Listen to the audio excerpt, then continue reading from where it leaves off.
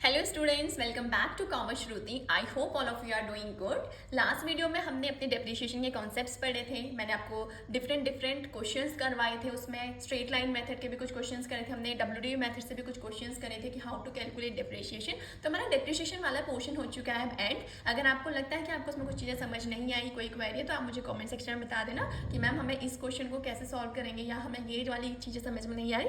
I will clarify your doubts. Okay, but now आज हम बढ़ते हैं अपनी नेक्स्ट वीडियो की तरफ, that is our financial statement without adjustment. अब हम फाइनली उस पोर्शन में आ रहे हैं जहाँ पे हमारी अकाउंटिंग एक तरीके से एंडिंग की तरफ आ रही है। क्यों एंडिंग की तरफ? क्योंकि हम कहाँ पहुंच चुके हैं? फाइनेंशियल स्टेटमेंट प्रिपेयर करने में। तो आज के वीडियो में जो हम सीखने वाले हैं वो है फाइनेंशियल स्टेटमेंट विदाउट एडजस्टमेंट, यानी कि विदाउट किसी एडजस्टमेंट के कैसे हम फाइनेंशियल स्टेटमेंट प्रिपेयर करते हैं। अब देखो, फाइनेंशियल स्टेटमेंट में जो हमें सबसे पहली चीज़ यहाँ पे देखनी है वो क्या देखना है कि ट्रेडिंग अकाउंट कैसे प्रिपेयर किया जाता है। मैंने आपको ऑलरेडी बताया हुआ है अपनी प्रीवियस वीडियोस में। ट्रेडिंग अकाउंट का फॉर्मेट को मैंने बहुत अच्छे तरीके से बहुत डिटेल में आपको एक्सप्लेन किया है। आप जाके मेरे चैनल पे उसको चेक कर सकते हैं। यहाँ पे भी मैं ट्रेडिंग अकाउंट का फॉर्मेट आपको एक्सप्लेन करूँगी, बट वहाँ पे मैंने बहुत डीप एक्सप्लेन किया हुआ है। ठीक है, आज हम यहाँ पे फॉर्मेट के साथ साथ ये भी देखेंगे कि ट्रेडिंग अकाउंट कैसे प्रिपेयर किया जाता है। यानी कि मैं एक छोटा सा आपके लिए ईजी लेवल का क्वेश्चन भी लेके आई हूँ। ऑलराइट, तो सबसे पहले आपकी स्क्रीन पे आपको दिख रहा होगा कि जो हमारा ट्रेडिंग अकाउंट का फॉर्मेट है, दिस इज द फॉर्मेट।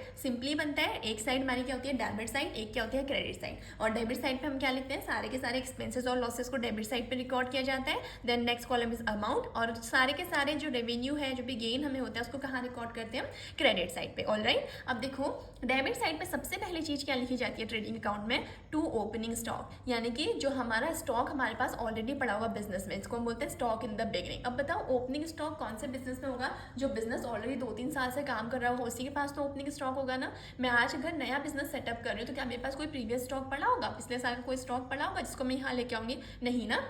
तो इन केस जो कोई एग्जिस्टिंग बिजनेस होगा, जो ऑलरेडी 2-3 साल काम कर चुका है बिजनेस, उसके पास ही ये क्या हो सकता है? ओपनिंग स्टॉक हो सकता है। ऑलराइट, तो ओपनिंग स्टॉक को हम कहाँ शो करते हैं? डेबिट साइड पे एक्सपेंसेस। क्यों एक्सपेंस शो करेंगे? सबको पता है, क्योंकि जब मैं स्टॉक परचेज करूंगी तो मेरे लिए एक तरीके से वो खर्चा है ना, एक्सपेंस है ना, मेरे पास से कैश जाएगा कि नहीं जाएगा। ठीक है, तो this is my opening stock. वैसे ही सेम है परचेज, मतलब जब ओपनिंग स्टॉक परचेज किया होगा तब भी एक्सपेंस किए होंगे। अब जब मैं कोई नया स्टॉक परचेज करूंगी तब भी तो मैं खर्चा करूंगी ना, तो इसीलिए भी मेरा क्या है? एक्सपेंसेस साइड पे हम इसको शो करेंगे कि ऑलरेडी इतना स्टॉक पड़ा था, इस साल मैंने कितना नया स्टॉक यहाँ पे परचेज किया। ऑलराइट, अब देखो, मुझे जो आउटर कॉलम में अमाउंट लिखनी होती है ना, वो परचेज नहीं लिखनी होती, वो हमें नेट परचेज लिखनी होती है। तो नेट परचेज कैसे कैलकुलेट किया जाता है? अब तो आप लोग बहुत स्मार्ट हैं, आप सबको बहुत अच्छे से पता है कि नेट परचेज कैसे निकलता है। जब भी हम परचेज में से परचेज रिटर्न को माइनस कर देते हैं, यानी कि मैंने जितना भी गुड्स परचेज किया इस बार, रोज जितने भी रॉ मटेरियल अगर मैंने कोई परचेज किए हैं, उसमें से मैं कुछ रॉ मटेरियल किसी भी रीजन से, चाहे डिफेक्टिव पीस आ गया या ओवर उन्होंने मुझे ओवर सप्लाई कर दिया, तो मैं क्या करूँगी? अपने वो रॉ मटेरियल जो एक्स्ट्रा है उनको वापस कर दूंगी ना, परचेज की हुई चीज़ को वापस कर दूंगी, जिसको हम रिटर्न आउटवर्ड भी बोलते हैं। तो बस इसी को हम क्या बोलते हैं? जब परचेज में से परचेज रिटर्न को लेस कर देंगे तो हमारी क्या निकल के आ जाती है? Net purchase. ऑलराइट, और नेक्स्ट हम यहाँ पे लिखते हैं डायरेक्ट एक्सपेंसेस, यानी कि वो खर्चे हम यहाँ पे रिकॉर्ड करेंगे जो हमारे डायरेक्टली रिलेटेड होंगे किससे? प्रोडक्शन से रिलेटेड। जो इनडायरेक्टली रिलेटेड होंगे वो हमारे ट्रेडिंग अकाउंट में नहीं आते, वो कहाँ आते हैं? पीएनएल में, वो हम बाद में पढ़ेंगे। ओके, तो डायरेक्ट एक्सपेंसेस मतलब क्या है कि ऐसे खर्चे जो हमारे प्रोडक्शन से डायरेक्टली रिलेटेड होंगे उनको यहाँ पे लिखा जाता है। ठीक हो गया। अब देखो रेवेन्यू साइड पे क्या लिखा है? सबसे पहले हमने कितनी सेल्स करी। देखो सेल्स को मैंने रेवेन्यू और गेन साइड पे या इनकम क्रेडिट साइड पे क्यों शो किया है? क्योंकि हम जब सेल करूंगी तो मेरे पास पैसा आएगा ना, तो मेरे लिए रेवेन्यू है एक तरीके से हो, तो इसीलिए सेल्स को कहाँ रिकॉर्ड करते हैं? क्रेडिट साइड पे। इसको भी वही है, हम यहाँ पे जैसे यहाँ पे नेट परचेज आउटर कॉलम में शो करते हैं, वैसे यहाँ पे नेट सेल्स को आउटर कॉलम में शो करते हैं। तो नेट सेल्स कैसे निकलेंगी? जो भी हमने सेल करी है, अगर उसमें से कोई सेल किया हुआ आइटम हमारे पास वापस आ जाता है तो उसको लेस कर देंगे, तो हमारी क्या निकल के आ जाएगी? Net sales. ऑलराइट, अब देखो परचेज रिटर्न को जैसे रिटर्न आउटवर्ड बोला जाता है, यानी कि रिटर्न आउटवर्ड, हम कहाँ? बाहर की तरफ रिटर्न कर रहे हैं। तो मैंने कोई चीज परचेज की होगी तभी तो मैं बाहर की तरफ रिटर्न करूंगी, इसीलिए इसको रिटर्न आउटवर्ड बोला। वैसे रिटर्न इनवर्ड बोलते हैं इसको, सेल्स रिटर्न को, यानी कि अंदर की तरफ क्या कर रहे हैं? रिटर्न कर रहे हो। अंदर की तरफ कौन रिटर्न करेगा? जो मुझसे सामान लेके गया होगा। मैंने इसको सेल किया था सामान, अगर मुझे वापस दे रहा है तो रिटर्न क्या हो रहा है? इनवर्ड, अंदर आ रहा है ना, तो इसीलिए इसको हम क्या बोलते हैं? दूसरे नाम से रिटर्न इनवर्ड। सबको क्लियर समझ में आ गया? ऑलराइट, और नेक्स्ट हम यहाँ पे लिखते हैं last item, that is why closing stock, यानी कि अगर इस साल जो भी हमने आइटम परचेज किए थे उसमें से जितने की भी सेल हुई, सेल करने के बाद अगर कोई स्टॉक बच जाता है तो वो कहाँ शो करते हैं? हम उसको क्रेडिट साइड पे बाय क्लोजिंग स्टॉक, ठीक है। यही क्लोजिंग स्टॉक हमारे नेक्स्ट ईयर के लिए क्या बन जाता है, ओपनिंग स्टॉक। अब समझ में आया कि कैसे ये कौन सा ये ओपनिंग स्टॉक कैसे आता है। ये कोई ऐसा, ये वो स्टॉक है जो पिछले साल बिजनेस में रह गया होगा, तो इस साल के लिए वो मेरे लिए क्या हो गया है, ओपनिंग स्टॉक। ऑलराइट, अब देखो जब हम इस फॉर्मेट में सारे आइटम्स को पुट करते हैं ना, तो दो चीज़ें निकल के आती हैं जो बेसिकली हमारा मोटिव होता है ट्रेडिंग अकाउंट को बनाने के पीछे। मतलब ट्रेडिंग अकाउंट को हम बनाते क्यों हैं, इसीलिए बनाते हैं ताकि हमें पता चल सके कि बिजनेस में हमें प्रॉफिट हुआ है कि लॉस हुआ है। लेकिन जो ट्रेडिंग अकाउंट है ना, ये हमें कौन से प्रॉफिट के बारे में बताता है, ग्रॉस प्रॉफिट या ग्रॉस लॉस। ये हमें नेट प्रॉफिट नहीं बताता, क्योंकि नेट प्रॉफिट हो रहा है या नेट लॉस हो रहा है ये हमें प्रॉफिट एंड लॉस स्टेटमेंट बताते हैं। तो ट्रेडिंग अकाउंट हमें क्या बताता है कि whether there is gross profit और whether there is gross loss. अगर देखो क्रेडिट साइड एक्सीड कर जाएगी डेबिट साइड से, तो ऑब्वियसली बात हमारा क्या हो जाएगा, प्रॉफिट हो जाएगा। तो उसको हम क्या बोलेंगे, टू ग्रॉस प्रॉफिट। और एक ग्रॉस प्रॉफिट कहाँ ट्रांसफर करते हैं हम, फिर पीएनएल अकाउंट में। पीएनएल अकाउंट मतलब प्रॉफिट एंड लॉस अकाउंट में। ऑलराइट, अगर सिमिलरली जस्ट अपोजिट होता है, डेबिट साइड अगर एक्सीड कर जाती है क्रेडिट साइड से, तो हमारा क्या हो जाएगा, यहाँ पे लॉस हो जाएगा। तो इसको हम क्या लिखेंगे, by gross loss transfer to profit and loss account. चाहे प्रॉफिट हो रहा है चाहे लॉस हो रहा हो, हमें दोनों ही चीज को कहाँ ट्रांसफर करना होता है, प्रॉफिट एंड लॉस अकाउंट में, जो कि ट्रेडिंग अकाउंट के जस्ट बाद बनाया जाता है हमारा profit and loss account. Alright, ठीक है। तो ये फॉर्मेट्स आई होप सबको समझ में आ गया। अब एक छोटा सा क्वेश्चन करते हैं फॉर बेटर अंडरस्टैंडिंग। ये रहा क्वेश्चन आपकी स्क्रीन पे। अब देखो क्वेश्चन क्या बोल रहा है, following is the information from the books of R Bros as on 31 December 2023 prepare trading account. यानी कि हमें एक बुक्स दे रखी है, किसकी, आर ब्रोज करके कोई पर्सन है, उसकी बुक्स हमें दे रखी है और बोल रहे हैं कि इसकी बुक के अकॉर्डिंग बताओ, मतलब प्रिपेयर करो ट्रेडिंग अकाउंट और बताओ कि इस पर्सन को या जो आर बुक्स हैं इसको प्रॉफिट हो रहा है कि आर ब्रोज है जो उसको प्रॉफिट हो रहा है या इसको लॉस हो रहा है।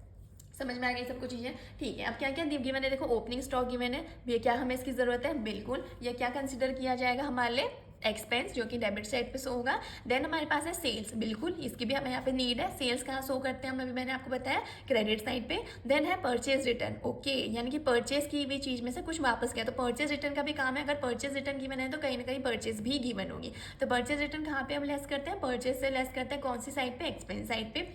तो नेक्स्ट क्या है, वेजेस। अब वेजेस क्या होते हैं, वेजेस आपके डायरेक्ट एक्सपेंसेस कहलाते हैं। आपको ट्रेडिंग अकाउंट और पीएनएल अकाउंट में मेन डिफरेंस यही समझना है कि ट्रेडिंग अकाउंट में हम सारी कौन सी चीजें रिकॉर्ड करते हैं, जो डायरेक्ट एक्सपेंसेस होते हैं, डायरेक्टली रिलेटेड टू प्रोडक्शन होते हैं। जो डायरेक्टली रिलेटेड नहीं होंगे प्रोडक्शन से, उनको हम यहाँ पे रिकॉर्ड नहीं करेंगे। अब देखो वेजेस क्या होते हैं, जो आपकी फैक्ट्री में वर्कर्स काम करते हैं ना, उसके बदले में जो उनको पेमेंट किया जाता है उसे हम क्या बोलते हैं, वेजेस। अब क्या डायरेक्टली रिलेटेड है प्रोडक्शन से कि नहीं, ऑब्वियस सी बात है, जो आपका लेबर है, जो आपका वर्कर है, जो फैक्ट्री में काम कर रहा है, वही तो अल्टीमेटली आपके गुड्स का प्रोडक्शन कर रहा है, मशीनरीज को स्टार्ट कर रहा है, सबके सर एक चीज़ को मैनेज कर रहे हैं ना, तो he is directly related to production. तो उनको जो हम वेजेस पे करें वो भी डायरेक्टली रिलेटेड टू प्रोडक्शन होगा कि नहीं होगा। तो जो भी चीज़ें डायरेक्टली रिलेटेड टू प्रोडक्शन होते हैं उन्हीं को हम क्या बोलते हैं कि वो हमारे डायरेक्ट एक्सपेंसेस हैं। जो डायरेक्टली प्रोडक्शन से रिलेटेड है वो मेरे डायरेक्ट एक्सपेंसेस हैं और उनको कहाँ शो करेंगे हम, ट्रेडिंग अकाउंट में एज डायरेक्ट एक्सपेंसेस। क्लियर हो गया सबको, ऑलराइट। नेक्स्ट है कैरेज इनवर्ड। अब देखो कैरेज इनवर्ड क्या होता है ना, basically this is the shipping and handling cost that is incurred by the company. यानी कि गुड्स को रिसीव कर रहे हैं हम सप्लायर से, उस गुड्स को रिसीव करने में अगर मैंने कोई शिपिंग चार्जेस पे किया, कोई हैंडलिंग कॉस्ट पे की है, तो वो उसको हम क्या कहते हैं, कैरेज इनवर्ड। इसको हम ट्रांसपोर्टेशन इनवर्ड भी आपको कहीं पे मिल सकता है कि क्वेश्चंस में गिवन होगा, कैरेज इनवर्ड ना देके ट्रांसपोर्टेशन इनवर्ड भी बोल सकते हैं या फिर फ्रेट इनवर्ड भी बोल सकते हैं। तो यानी कि मेरे पास सामान आ रहा है, ठीक है, उस सामान को मैं गोडाउन में लाने तक या अपने स्टोर में लाने तक जो भाड़ा पे कर रही हूँ, एक तरीके से शिपिंग या फिर हैंडलिंग कॉस्ट पे कर रही हूँ, वो मेरे लिए कैरेज इनवर्ड है। अब बताओ अगर मेरे पास रॉ मटेरियल ही नहीं आएगा तो क्या मैं प्रोडक्शन कर पाऊंगी, नहीं ना। तो इसीलिए क्या ये कैरेज इनवर्ड मेरे डायरेक्टली रिलेटेड हुआ कि नहीं हुआ प्रोडक्शन से। अगर मेरे पास रॉ मटेरियल ही नहीं आएगा, अगर मेरे पास क्या बोलते हैं गुड्स ही नहीं आएंगे, तो मैं प्रोडक्शन करूंगी कैसे। तो इसीलिए जो ये कैरेज इनवर्ड है ना, इनवर्ड, तो इनवर्ड वाले भी क्या कहलाते हैं, आपके डायरेक्ट एक्सपेंसेस। यानी कि इसको भी मैं कहाँ शो करूंगी, डायरेक्ट एक्सपेंस में। क्लियर आ गया। नेक्स्ट है क्लोजिंग स्टॉक, बिल्कुल क्लोजिंग स्टॉक क्रेडिट साइड पे हम शो करेंगे इसको। नेक्स्ट है सेल्स रिटर्न, ये भी क्रेडिट साइड पे आएगा आपका। मैन्युफैक्चरिंग एक्सपेंसेस, ऑब्वियस सी बात है, मैन्युफैक्चरिंग यानी कि हम कोई चीज़ का प्रोडक्शन कर रहे हैं, मैन्युफैक्चरिंग कर रहे हैं, तो मैन्युफैक्चरिंग किससे रिलेटेड है, आपका डायरेक्ट एक्सपेंसेस से।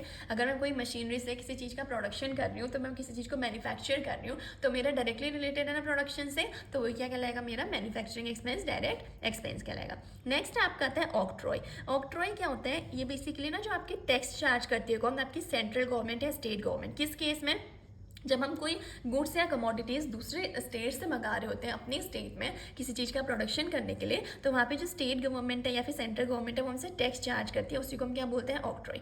अब बताओ ये टैक्स चार्ज किस लिए किया जा रहा है, कमोडिटीज़ को लाने के लिए। अब मेरे पास अगर कमोडिटीज़ को लाने के लिए मैं कोई खर्चा कर रही हूँ तो वो कौन सा खर्चा कहलाएगा, मेरे डायरेक्ट खर्चा कहलाएगा ना, बिकॉज कमोडिटीज़ को गोडाउन में लाना, देन उससे प्रोडक्शन स्टार्ट करना। आप ये किससे रिलेटेड है, डायरेक्टली प्रोडक्शन से रिलेटेड है। अगर कमोडिटीज़ ही नहीं आएंगे, अगर मुझे किसी दूसरे स्टेट से रॉ मटेरियल मंगाना है तो मैं दूसरे स्टेट से वो रॉ मटेरियल लाने के लिए कोई एक्स्ट्रा चार्जेस भी पे करनी हो तो वो मेरा चार्जेस किसके अंदर क्या आएगा, डायरेक्ट एक्सपेंसेस। वाई, बिकॉज अगर मैं रॉ मटेरियल ही नहीं मंगाऊंगी तो मेरा प्रोडक्शन स्टार्ट नहीं हो पाएगा। तो ऑक्ट्रॉय में किसके अंदर आएगा, आपका डायरेक्ट एक्सपेंस। देन आपका आता है मोटिव पावर। अब मोटिव पावर बेसिकली आपका क्या क्या चीज़ें इंक्लूड करता है, देखो जैसे आपके फ्यूल हो गया, आपका गैस हो गया, आपके वाटर हो गई, या फिर अदर कोई भी एनर्जी इनकर्ड होती है ना, कोई भी अदर एनर्जी इनकर कर रखी है to run the machinery use for the production. यानी कि मैंने मशीनरी में को रन करने के लिए, प्रोडक्शन स्टार्ट करने के लिए उस मशीनरी में लेट्स सपोज अगर मैं फ्यूल डाल रही हूँ, अगर हमने कोई गैस डाला, अगर किसी वाटर की नीड पड़ी है तो वो भी क्या है, मशीनरी को स्टार्ट करने के लिए हमने एक तरीके का एक्सपेंस किया हुआ है। अब मशीनरी को स्टार्ट करने के लिए एक्सपेंस किया है तो वो भी क्या है, मेरा डायरेक्ट एक्सपेंस है। क्यों डायरेक्ट एक्सपेंस है, बिकॉज मशीनरी स्टार्ट होएगी तभी तो प्रोडक्शन स्टार्ट होएगा, तो क्या डायरेक्टली रिलेटेड है कि नहीं है प्रोडक्शन से, ठीक है। तो ये भी क्या होगा, मेरा डायरेक्ट एक्सपेंस। समझ में आने की चीज़ें नहीं आ रही, यानी कि जिस चीज़ से मेरे प्रोडक्शन में डायरेक्ट इम्पैक्ट पड़ रहा है। अब देखो अगर मेरे पास कैरेज इनवर्ट, अगर मैं क्या बोलते हैं फ्रेट पे करके या फिर कोई शिपिंग चार्ज पे करके या हैंडलिंग कॉस्ट नहीं दूंगी तो मेरे पास सामान नहीं आएगा, सामान नहीं आएगा तो प्रोडक्शन स्टार्ट नहीं हो पाएगा। सिमिलरली जो मैं फैक्ट्री में मेरे वर्कर्स हैं, लेबर्स हैं, उनको पेमेंट नहीं करूँगी तो वर्कर्स काम नहीं करेंगे, तो ये भी डायरेक्ट खर्चा हो गया। मैन्युफैक्चरिंग एक्सपेंसेस, अब मैं कोई चीज़ मैन्युफैक्चर कर रही हूँ उससे रिलेटेड जो भी खर्चा है वो मेरे प्रोडक्शन से रिलेटेड खर्चा है, तो ये डायरेक्ट एक्सपेंसेस हो गया। वैसे ही अगर किसी दूसरे स्टेट से मुझे रॉ मटेरियल मंगाना पड़ रहा है अपना प्रोडक्शन स्टार्ट करने के लिए, अगर उसके लिए मैं कोई खर्चा कर रही हूँ तो वो भी मेरा डायरेक्ट एक्सपेंस है। सिमिलरली मशीनरी को यूज़ करने में, अगर मैं कोई मशीनरी यूज़ करने में या मशीनरी को रन करने में अगर कोई मैं एडिशनल चीज़ें कर रही हूँ जैसे कि फ्यूल, गैस या वाटर या किसी भी अदर एनर्जी इक्विपमेंट्स का यूज़ कर रही हूँ तो वो मेरे क्या कहलाएगा, direct expense, that is motive power. Clear हो गया सबको। Last one is purchase. Purchase आपका कहाँ शो होता है, क्रेडिट साइड पे। तो देखो मैंने सारे आइटम्स को आपको रिकॉर्ड दिखा दिया यहाँ पे, और सारे आइटम्स ऑलमोस्ट हमारे यहाँ पे क्या हो गए, कहीं ना कहीं फिट आ रहे हैं। कोई एक्सपेंस में आ रहा है, कोई इनकम में आएगा, कोई डेबिट साइड आएगा, कोई क्रेडिट साइड आएगा। और मैंने आपको बता भी दिया कि इसमें से कौन कौन से मेरे डायरेक्ट एक्सपेंसेस के अंदर कवर होंगे। ऑलराइट, तो बढ़ते हैं आगे कि ये ट्रेडिंग अकाउंट कैसे बनाया जाएगा। वैसे तो मैंने आपको सारी चीज़ें बहुत अच्छे से बता दी हैं। देखो हमने फॉर्मेट बना दिया। ट्रेडिंग अकाउंट, किसका ट्रेडिंग अकाउंट बना रहे हैं हम, तो उसका नाम आ जाता है पे trading account of Arbros for the year ended 31 December 2023। Alright, अब देखो डेबिट साइड पे क्या क्या आना है, मैंने आपको बताया था। सबसे पहले ओपनिंग स्टॉक आएगा, तो जिसने क्वेश्चन नोट डाउन नहीं किया पहले क्वेश्चन को जाके चेक करो। ओपनिंग स्टॉक हमें साफ साफ की मैंने कितना है, 5000, ठीक हो गया। नेक्स्ट हमारा फॉर्मेट के हिसाब से क्या आता है, जो भी हमने एडिशनल परचेज किया, तो पर परचेज कितने की किया मैंने, 8000 की किया, लेकिन हम आउटर कॉलम पे नेट परचेज शो करते हैं ना, तो मैंने इसको इनर कॉलम में शो किया कितना, 8000। उसमें से लेस कर देंगे परचेज रिटर्न। देखो कितना की मैंने क्वेश्चन में 200, तो मेरी नेट परचेज कितनी निकल के आ गई, 7800। नेक्स्ट हमारे आएंगे डायरेक्ट एक्सपेंसेस, ठीक है। तो डायरेक्ट एक्सपेंसेस में कौन कौन सी चीज़ें थी, वेजेस था, कैरेज इनवर्ट था, मैन्युफैक्चरिंग एक्सपेंसेस थी, ऑक्ट्रॉय थी और मोटिव पावर थी, ठीक है। अब देखो वेजेस की अमाउंट क्या है, ओप्स सॉरी मैंने गलती से डायरेक्ट एक्सपेंस के आगे अमाउंट लिख दी। वेजेस की अमाउंट क्या है, 4000, कैरेज इनवर्ट कितने का था हमारा, 300, मैन्युफैक्चरिंग एक्सपेंसेस 100, ऑक्ट्रॉय की हमने कितनी पे की थी, 500, और मोटिव पावर हमारा कितना था, 700। तो ये सारे मेरे क्या है, direct expenses which are directly related to production. तो मैंने उसको कहाँ शो कर दिया अपने ट्रेडिंग अकाउंट में डेबिट साइड पे, कि ये मेरे डायरेक्टली खर्चा हुआ है, किससे, प्रोडक्शन से रिलेटेड जो भी खर्चा हुआ है डायरेक्टली उसको हमने कहाँ शो कर दिया, डेबिट साइड पे एज अ डायरेक्ट एक्सपेंसेस। सबको क्लियर हो गया होगा आई होप, ठीक है। अब देखो क्रेडिट साइड पे क्या आएगा, क्रेडिट साइड पे जनरली हम शो करते हैं रेवेन्यू, ठीक है। तो रेवेन्यू कहाँ से आएगी, सबसे पहले मैंने सेल्स लिखा, हमने कितने की सेल की है, 20000 की है। अब क्योंकि आउटर कॉलम पे तो हम नेट सेल्स शो करते हैं, तो इसमें से मैंने लेस कर दिया क्या, सेल्स रिटर्न, यानी कि जितने की सेल हमें वापस हो गई। तो 20000 में से मैंने 400 लेस किया, तो मेरे पास कितनी अमाउंट रिमेनिंग रहेगी, 19600। ये मेरी क्या हो गई, नेट सेल्स, ओके। देन हमें क्या गिवन था, क्लोजिंग स्टॉक गिवन था। क्लोजिंग स्टॉक देखो कितना है, 2000, तो मैंने क्लोजिंग स्टॉक को भी यहाँ पे नोट कर लिया। देखो कुछ नहीं करना, मैंने ट्रेडिंग अकाउंट का जो फॉर्मेट था उसके अकॉर्डिंग सारी चीज़ें करी। बच्चों को ना मोस्टली डिफिकल्टी कहाँ पे फेस होती है ये फिगर आउट करने में कि ये डायरेक्ट एक्सपेंस है या ये इनडायरेक्ट एक्सपेंस है, ठीक है। इसके लिए मैं आपको सजेस्ट करूँगी, सबसे पहली चीज़ तो आपको ये देखनी है कि जो भी खर्चा हुआ है, ठीक है, वो क्या मेरे डायरेक्टली प्रोडक्शन से रिलेटेड है कि नहीं है, मतलब उसके बिना मेरा प्रोडक्शन चल सकता था या नहीं चल सकता था, उसी को हम क्या बोलेंगे, डायरेक्ट खर्चा। अब जैसे यहाँ पे कुछ टर्म्स है, जैसे कि ऑक्ट्रॉय था, लेकिन इसके लिए आपको टर्म का मतलब भी तो पता होना चाहिए कि ऑक्ट्रॉय होता क्या है। तो मैंने बोला कि ऑक्ट्रॉय एक ऐसा चार्ज है जो सेंट्रल गवर्नमेंट या स्टेट गवर्नमेंट चार्ज करती है कमोडिटीज़ को अपने टाउन में लाने के लिए, ठीक है।